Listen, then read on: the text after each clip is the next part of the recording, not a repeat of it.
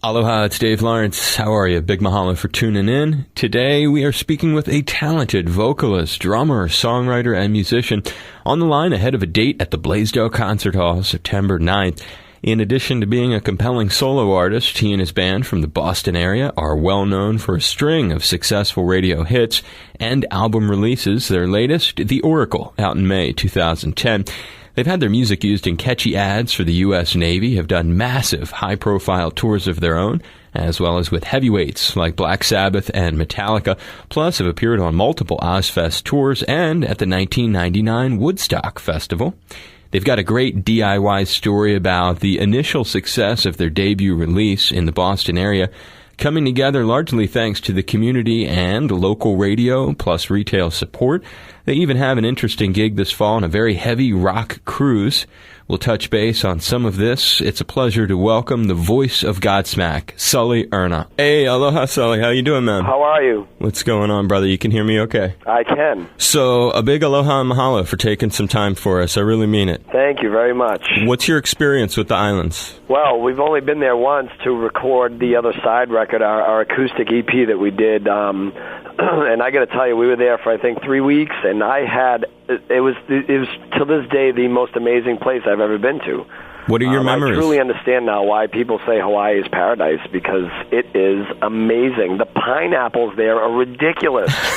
It's like a filet mignon. So good. What are things that stick out as you recall that? The weather, man. I mean, the weather is just so perfect every day. I remember I was there with my daughter. She was 2 at the time, and my daughter's mom, who now is my ex. And it was funny. I woke up that morning. I mean, we always had the balcony doors open and stuff, and just slept with everything open. It's just so amazing. But I remember turning on the TV and the Weather Channel was on. And where we come from in New England, it's like, today's 60, tomorrow's 90, the next day's 30, the next day's 75. It's a mess, raining, cloudy, snowing. The whole week it said to this week's forecast, and it just went the whole week straight across, sunny and 85. I'm like, wow, that's awesome. No clouds, no nothing. It was just, that was it. Sunny, 85. I can relate. I actually worked for BCN for almost a decade, bro, before I moved out here, and I worked at ZLX for like 5 years, so I know the weather well. Yeah, it's insanity. Yeah, it's a nice break. So you figured it out, man. You're living where other people vacation.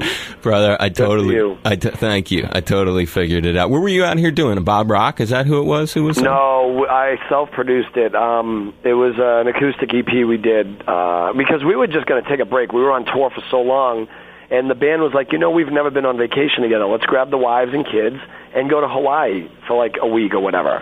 And right then and there, the label was like, oh, we really want you to record this record because we need a product for the holidays. And we're like, dude, we need to take a break.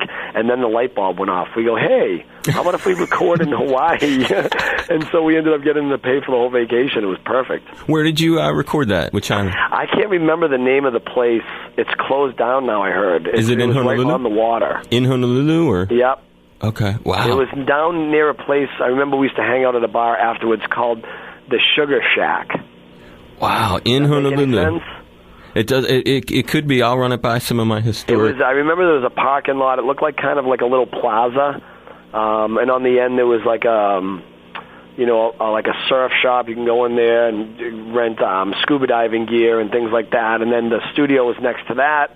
And it was on the water because it was surrounded by glass, and so everywhere you looked out in the studio, you could see, you were on the ocean, and but not like the shore, not the beach. It was kind of like an inlet, In Honolulu itself. Yeah, I believe so. Yeah, because we never left it. We were staying at the Kahala Mandarin or Kahala Hotel. You got it. Yeah, it's a great place. Yeah, and then just like right around the corner there was a little bar called the Sugar Shack. Okay. And we hung out there so much they started to call it the God Shack. I love that. And when you never played here then proper, so we never played in Hawaii ever. First gig, which is insane. Oh, it is. And what's neat about it, or special for folks who are living here, is you're coming off of having an interesting solo project with really some fascinating textures. I've been listening to it, and congrats, dude, on Avalon and the sound that you've made there. What is the set list going to be like? Is it going to have some of that music mixed in, or kind of describe it for folks? No, I'm not going to be able to do. I have to separate those two, so I'm not going to be doing anything from Avalon, although I would love to bring Avalon to Hawaii, man. It's just, it's one of those places, unfortunately, that's very hard to get to, and it has to be kind of in your path when you're touring, either on your way down to Japan or South America, right, or on your way back. It's not like, it's not kind of usually in the path of your tours. Sure. So that's the problem, but man, I love it there so much, and I would think especially the acoustic stuff would go over so big there.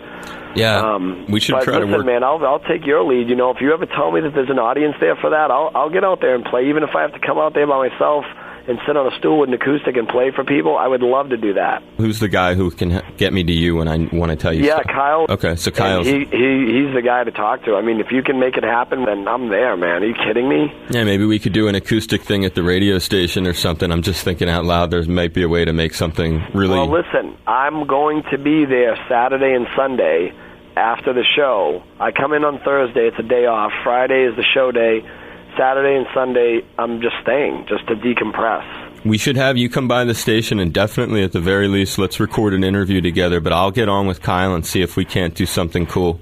Yeah, maybe do a few songs just with an acoustic or something. Just make sure you let me know ahead of time so I can bring my acoustic with me. Yeah, I'll be dealing with Kyle down on it. Awesome. So how do you think the show's going to do, man? Are people excited about it? Have you been hearing a vibe? The interesting thing about you guys coming here is this market and real hard rock are not always such a perfect fit. It doesn't mean it can't do good business here, but I think you're coming at this weird moment, Sully. Try to imagine a market that doesn't get a lot of big-name modern or contemporary rock acts that suddenly had, in a very short stretch of about 6 to 8 weeks, we had Puddle of Mudd, Korn, Incubus, Paramore, and now yourselves. So, wow. And the people here, and it's a wonderful thing how successful you've been in your life, but unfortunately, as you probably know, not everybody has a ton of jingle to throw around, and people are working hard to pay their bills and so forth.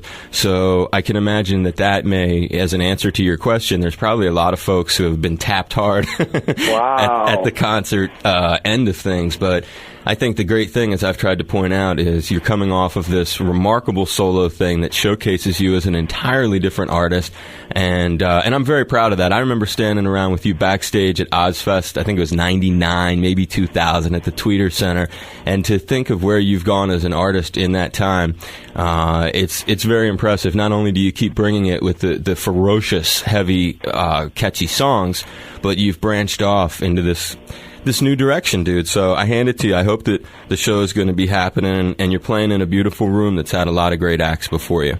Oh, cool. Yeah. And well, now you're starting to make me think if we should just strip it down and do this really fun acoustic set for everybody, or if we should bring the full, bells and whistles. I mean, you should, you got to make that decision. I think you should bring what Godsmack is known for, but maybe we can do a little special thing afterward. And the other thing about that I wanted to get with on you as drummers.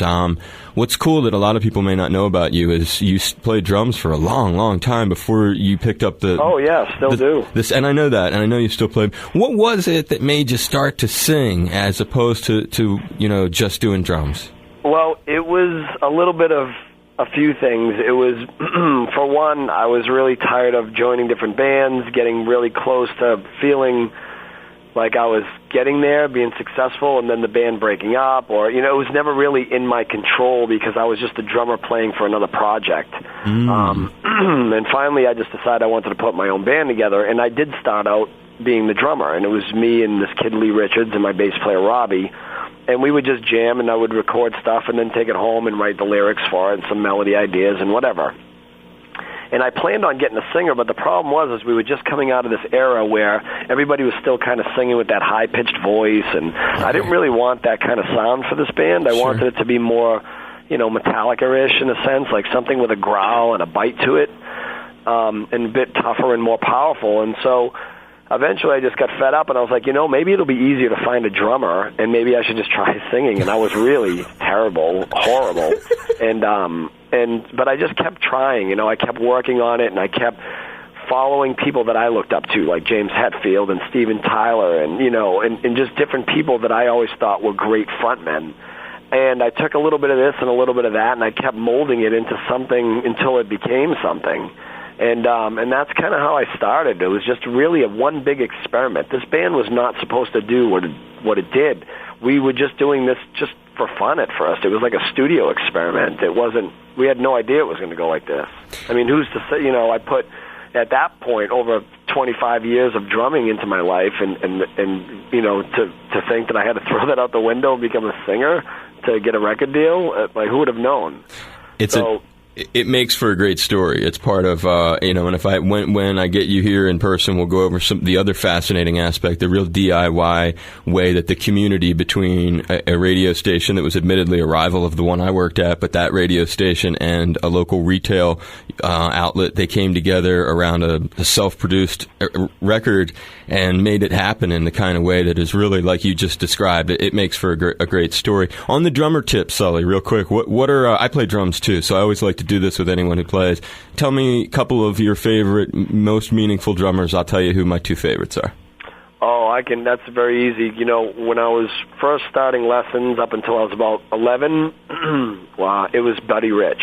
Nice. I really studied his playing a lot because my drum instructor at the time, it was a Berklee College of Music graduate. And then as I got into my teens, it became, John Bonham and Joey Kramer. and then Neil Peart popped out, and that was it for me. I went nuts. I dropped out of school. The only time I went to school actually was to steal the wood blocks out of the band room because I needed wood blocks to learn the Exit Stage Left record. So yeah, I mean, literally, I would have to say that John Bonham and Neil Peart became my drum instructors at that point because I quit lessons and all that stuff, and I just found it easier to play by ear, so I would just put on record after record after record, strap on headphones after school or quit school or whatever, and stay home and just practice all the time to Rush and Zeppelin records. That's how you do it, brother. Well, we share something in common. My very two favorites that really inspired me the most were John Bonham and Cozy Powell. Oh, nice. Yeah, I always liked Cozy. I thought he was kind of like John with 2 feet. But there are a lot of other great drummers, and it's cool you have a jazz side of you. When you think about Woodstock 99, you're one of a handful of artists that got to gig at an actual Woodstock. What comes to your mind when I ask you about it? Jet lag, fatigue, fires. It was a mess. It really was a mess. I mean, but I got to tell you, up until all that stuff went down, it was the biggest audience we've ever played in front of. I mean, there was 250,000 people standing in front of the stage. I couldn't even see the last person. It went so far, so many football fields deep, I couldn't even see the last person. So that was very overwhelming. But I remember we were touring so much. We just got off a red eye from the Ozfest, and we hadn't slept, and I was just so like, oh my God, another show really, and a big festival kind of atmosphere, and I wasn't absorbing where I was. It hadn't hit me until I stepped on the stage, and we started playing, and I lifted up my head and looked out, and I went, holy shit, that's a lot of people, and that was my fondest memory of that was just the massive amounts of people that were there, and then after that, it was just mayhem, so it didn't really end the best way. Scary leaving there with all the riots and crap going on and whatever. Yeah, I can imagine. I went to 94. It was a little bit nicer than that one, but yeah, I've seen some videos of you there. Good stuff, my man. As we wrap it up, you're coming to the islands. It's going to be a very special thing. We're really looking forward to having you here, and I hope that while you're here, you're going to. How much time? You said you're here for several more days afterwards, yeah? Yeah, I'm going to just stay and decompress a little bit. I mean, the tour's over, and so what a great place to end, and I just need a few days to sit on the beach with some kind of big pineapple-y drink.